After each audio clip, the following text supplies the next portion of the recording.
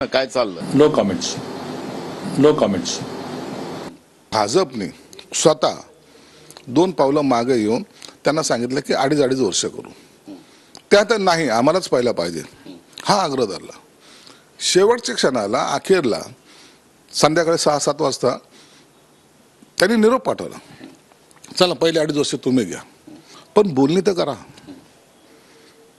पण उद्धव साहेब म्हणे की नाही, मी त्याच्याशी बोलणी करणार नाही. फोन उचलत नव्हते, हे सत्य आहे, हे तेही सांगू शकतील. शिंदे साहेबांनी उद्धव साहेबांना सांगितलं, साहेब त्यांना त्यांच्याशी आपल्याला मुख्यमंत्रीपद मिळतंय, त्यांच्याशी बोलणी करायला पाहिजे.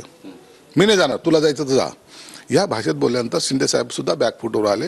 तर एकनाथ शिंदेजींना याचं उत्तर देतील. मी त्याचं उत्तर देणं मला बंधनकारक नाही. एकनाथ शिंदे स्पष्टीकरण देतील. हे कशाला सांगतात? देवेंद्र फडणवीसांनी सांगावं ना, अमित शहानी सांगावं ना. हे कोण सांगणार आहे? हे कोण आहेत? त्यांचे दलाल आहेत का त्यांचे चमचे आहेत? संजय शिरसाट यांनी असं पण म्हटलंय की उद्धव ठाकरे यांनी ऐकलं नाही, त्याच्यामुळेच आम्हाला उठाव करावा लागला. उठावाला सुद्धा ते एक कारण होतं.